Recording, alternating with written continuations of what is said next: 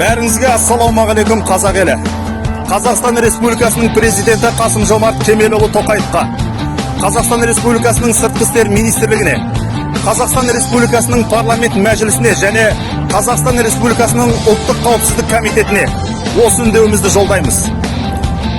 Дүниеден тыныштық кетіп, әлемде келеңсіз жағдайлар болып жатқан кезде, елімізге есепсіз ағылып жатқан мигранттардың есебінен ішкі тұрақтылықтың, ұлтқа қауіпсіздіктің және жылжымайтын мүлік, әлеуметтік тұрмыстық жағдайдың төмендеуі, нарық, экономика, тағы да басқа салаларға зияндығын әкеліп жатқан, мұна өздеріңіз көріп отырған заңды заңсыз келіп жатқан мигранттардың тоқтатылуын заңды түрде талап етеміз.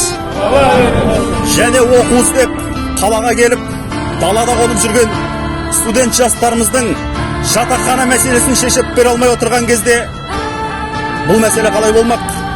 Ресейдің жариялаған мобилизациясынан қашқан қашқындарға шекара шұғыл арада жабылсын.